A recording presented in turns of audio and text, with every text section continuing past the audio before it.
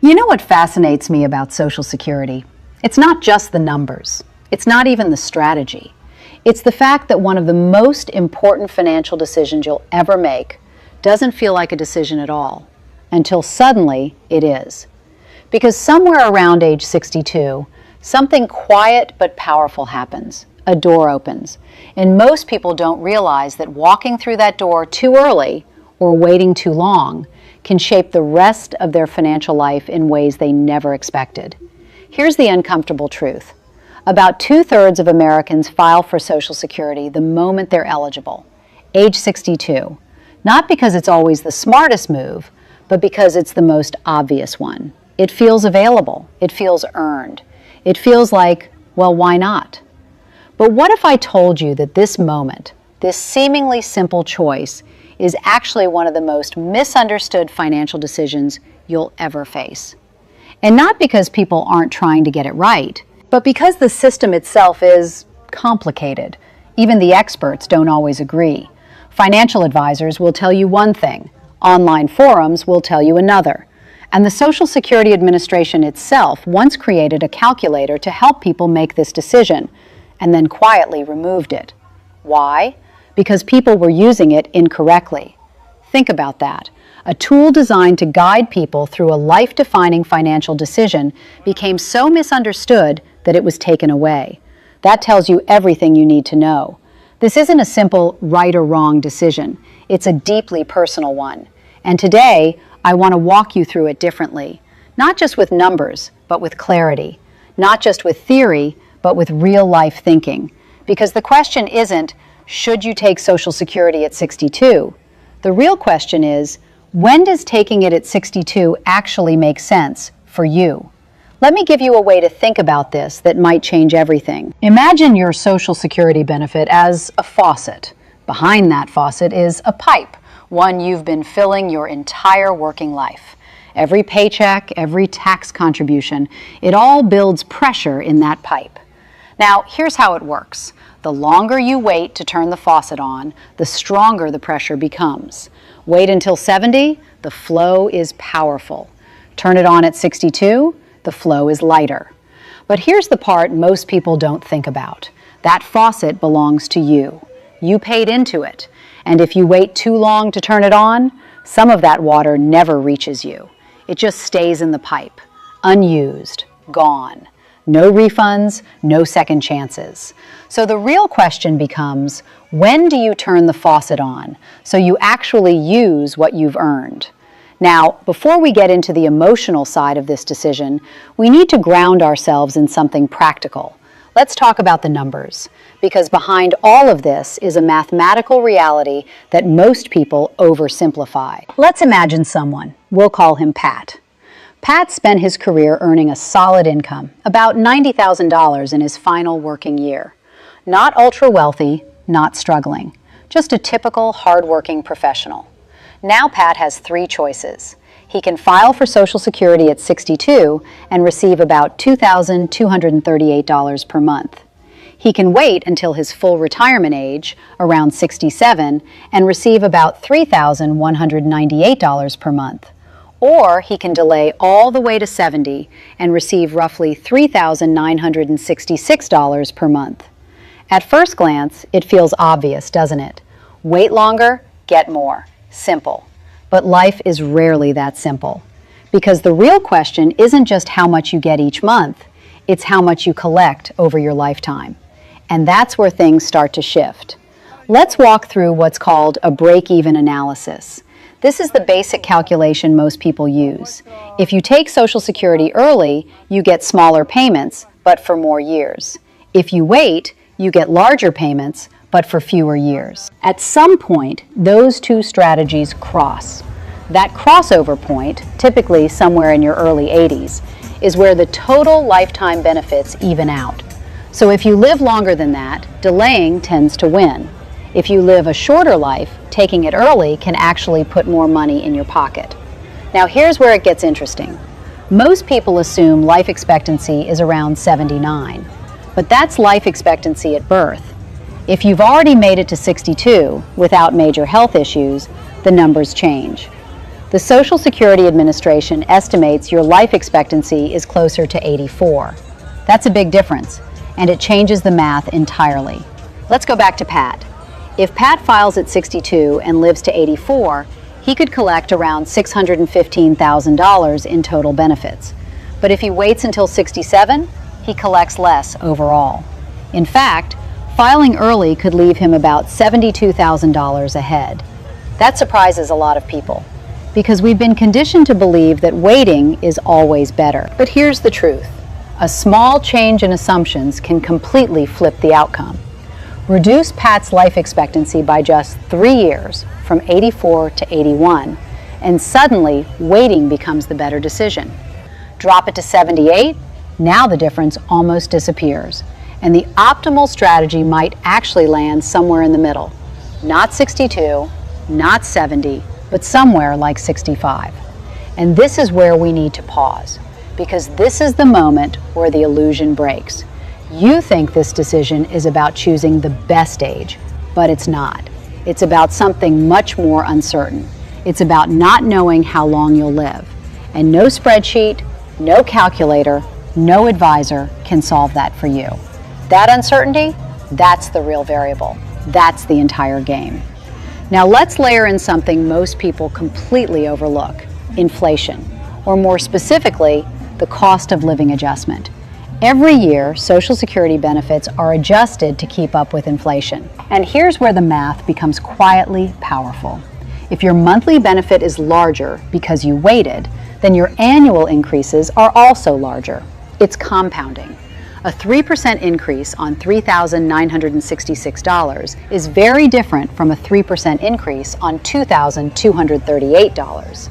Over time, that gap doesn't just grow, it accelerates. And when you model this properly, the difference between filing at 62 and waiting until 70 isn't just tens of thousands of dollars. It can be hundreds of thousands. We're talking about a potential difference of $246,000 over a lifetime. That's not a rounding error. That's a life-changing number.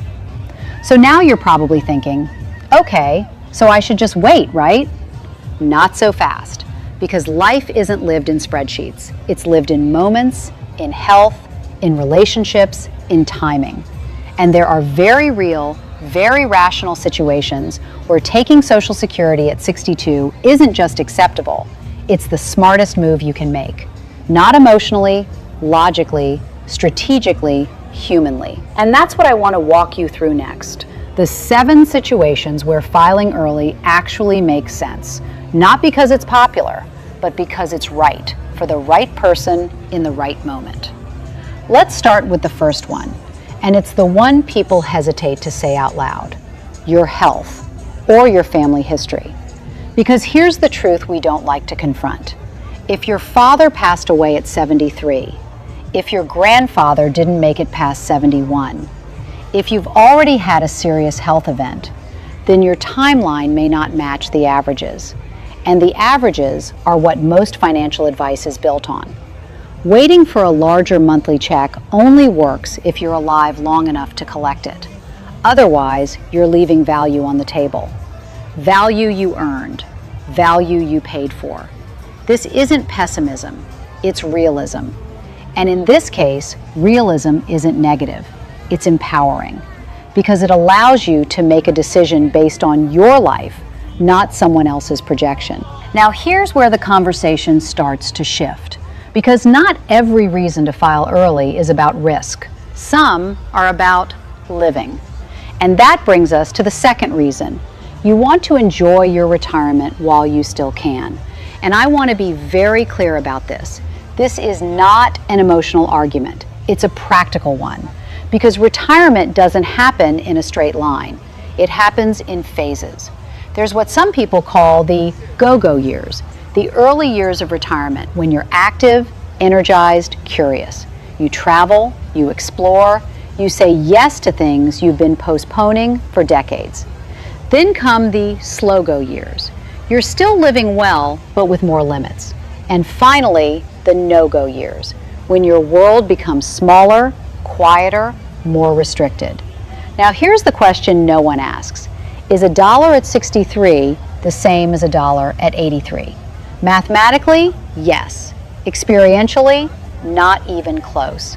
I once heard a story about a man who did everything right. He worked hard. He saved aggressively.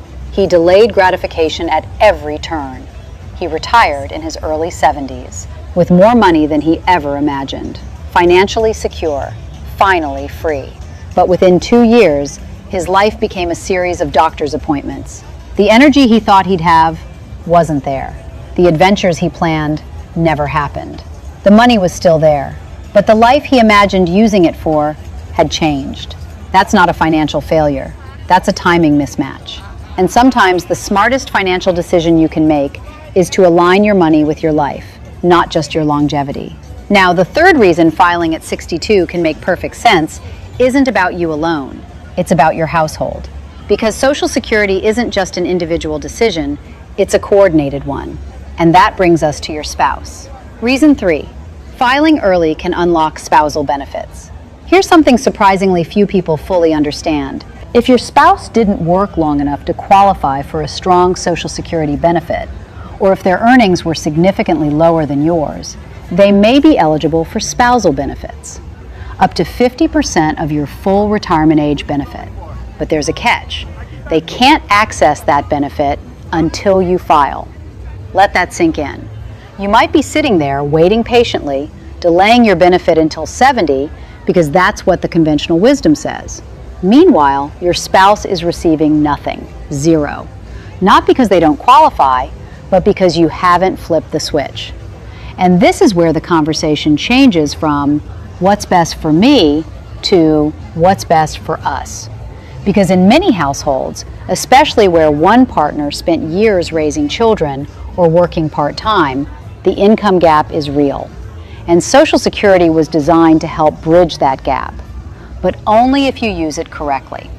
I've seen this scenario play out more times than you'd expect. A couple sits down with a financial advisor.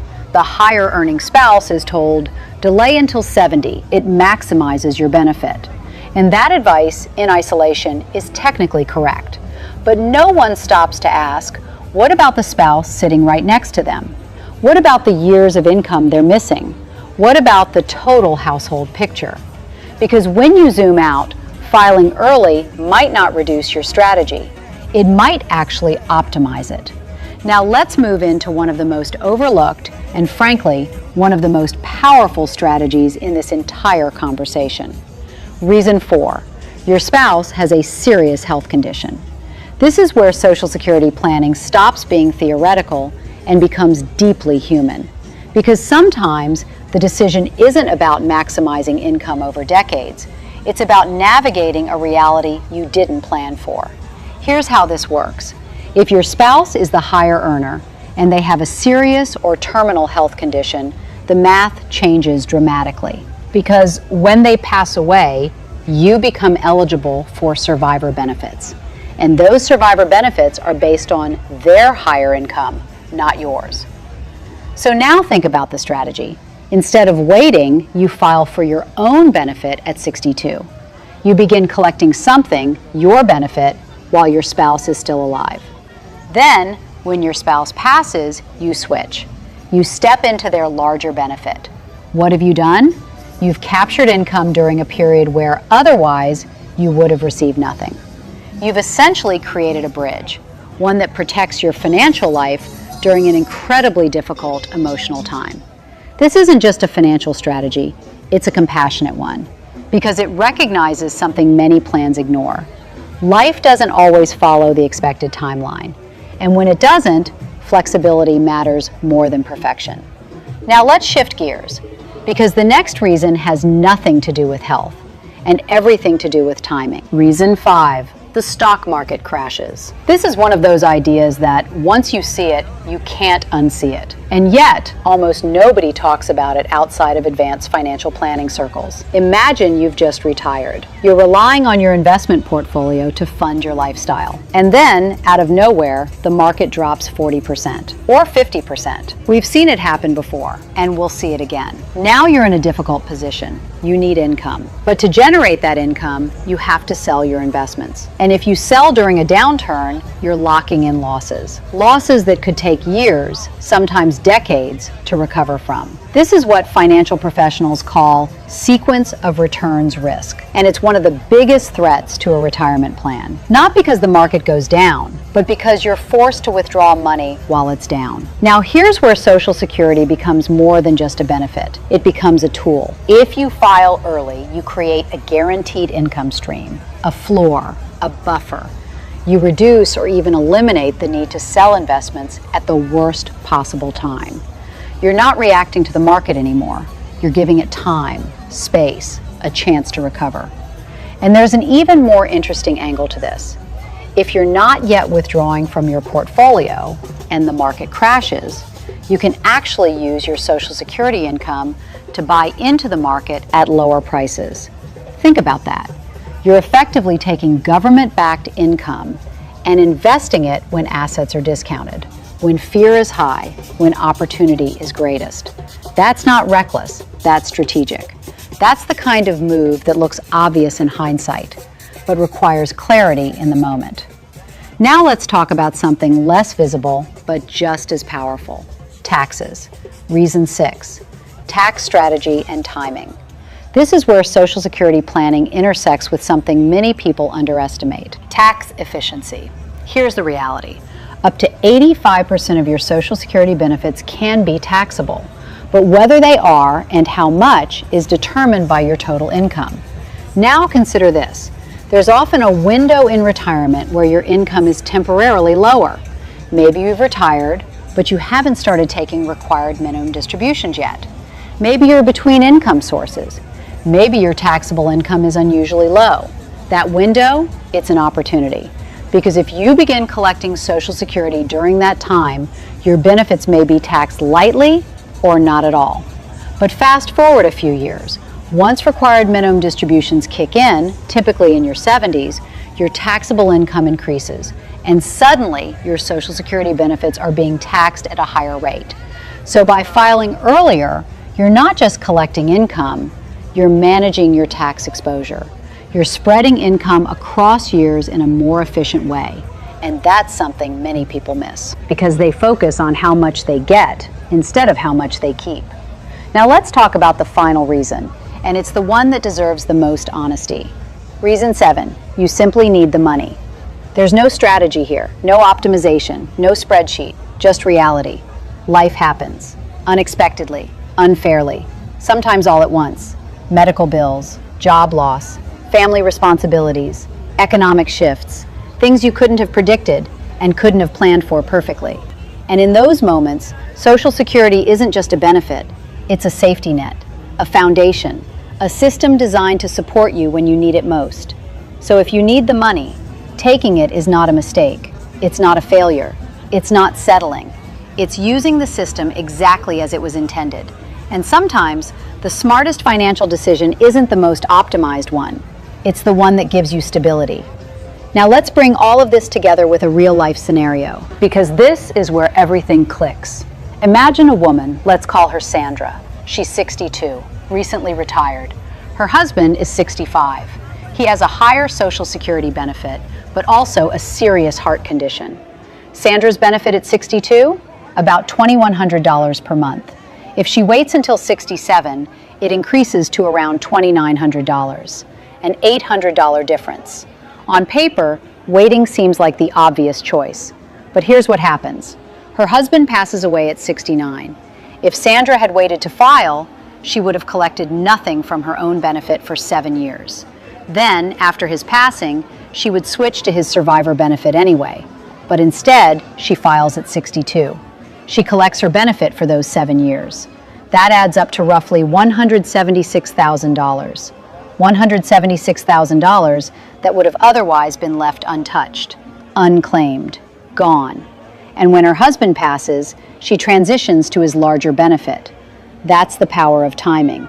Not perfect timing, not predicted timing, responsive timing. Now, to be fair, there are absolutely situations where waiting makes more sense. If you're in excellent health, if you have strong savings, if your spouse also has a high benefit, if your portfolio isn't generating high returns. then delaying can act like a guaranteed return, sometimes equivalent to 8% annually, and that's incredibly valuable. But now we come to the real question. Not what's the best age to file, but what's the best decision for your life right now? Because this isn't a one-size-fits-all problem. It's a deeply personal equation, one that includes your health, your family, your finances, your timing, your priorities. And here are 3 practical takeaways to guide you. First, don't trust a single outcome. Run your numbers, then change your life expectancy by a few years, plus or minus. Watch how quickly the best answer changes.